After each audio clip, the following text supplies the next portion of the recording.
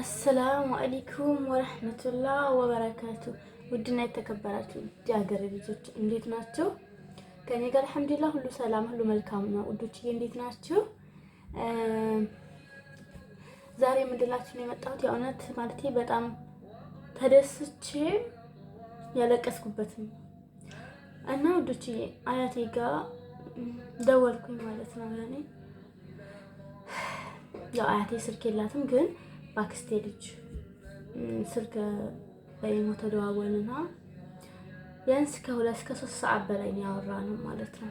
የእውነት ነው ማለት በአካል እንዲያገኘች ነው የምትቆጥረው። በቃ በስልክ ስንደዋወል ማለት ነው ስናወራ ሚስጥረኛ፣ በጣም ሚስጥረኞች ነን አያቴ ጋር በጣም። እኔ ለእናቴ ለራሱ አላወራም፣ ለአያቴ የማወራውን ነገር ማለት ነው። በህይወቴ ማለት ለህይወቴ እዚህ ቦታ ላይ በቃ ቁሜ ለመገኘቴ ማለት መሰረቴ ሁሉ ነገር አያቴ ናት በነገራችን ላይ ማለት ነው። አያት ያላችሁ ሺህ ዓመት ይኖርላችሁ። የእውነት ነው የምላችሁ። አያት የእውነት ከባድ ነው። አያት ማለት እኔ አያት ብዬ ለመግለጽ ይከብደኛል፣ ግን በጣም ነው የምወዳት አያቴን በጣም ነው የምወዳት። ተናግሬ ቃላት ያንሰኛል። የእውነት አያቴን በጣም ነው የምወዳት። እና ወዶችዬ አያቴ ምን አለች መሰላችሁ? በጣም ከብዳ ልጄ እኔ በህይወት እያለሁኝ አስደስችኝ አለችኝ። እና ምንድነው የሚያስደስትሽ አልኳት። አንቺ ቤት ሰርተሽ ራስሽ ቤትሽ ላይ በቃ በደስታ ስትኖሪ ማየት ለኔ ደስታ ነው፣ ለኔ ህልም ነው አለችኝ። ማለት የራሴን ህልም የእሷ ህልም ማለት ሰው እኮ ልጁ ወይም ቤተሰቡ እንዲወጣለት የተሻለ ነገር የተሻለ ህይወት እንዲኖረው ይፈልጋል። ግን ደግሞ የኔ አያቴ በጣም የተለየች ናት። የኔ አያት የተለየች ናት። ሁሉም አያት ያው ልጆቻቸውን የልጅ ልጆቻቸውን ይወዳሉ። ግን ቢሆንም የኔ የተለየች ናት፣ በጣም ልዩ ናት። ለአያቴ ቃላት ያንሰኛል ማለት ነው። እና ወዶችዬ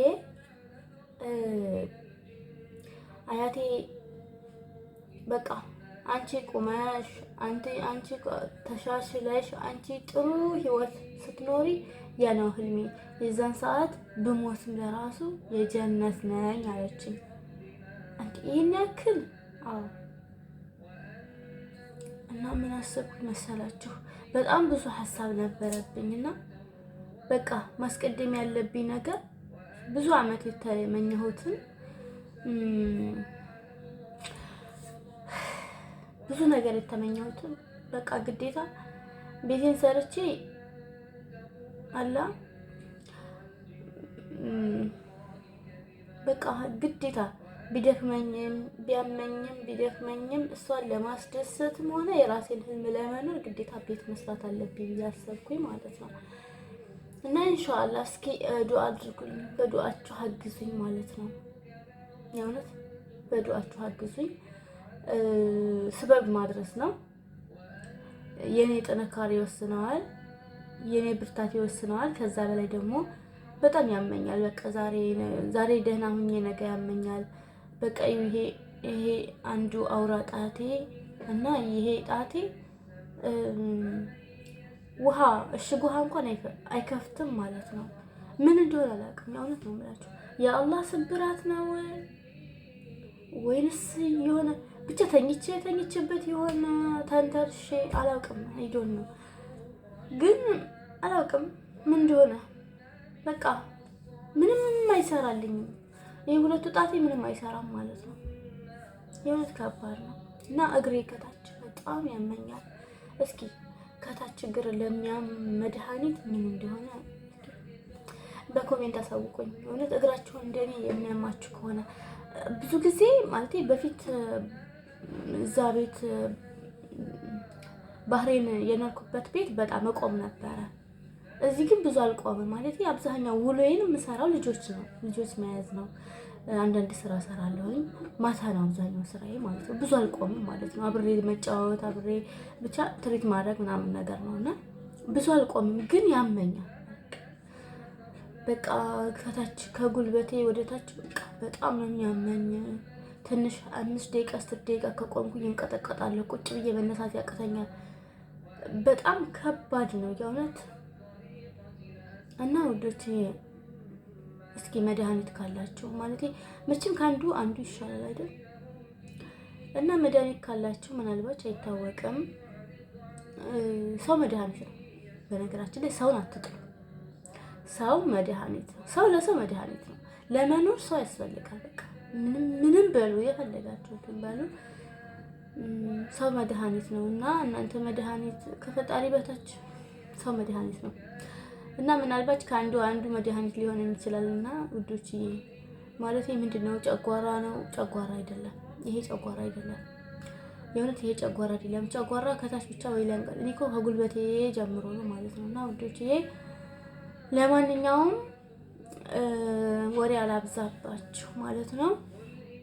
ውዶች እባካችሁ በአላህ በምታምኑበት ብያለሁ።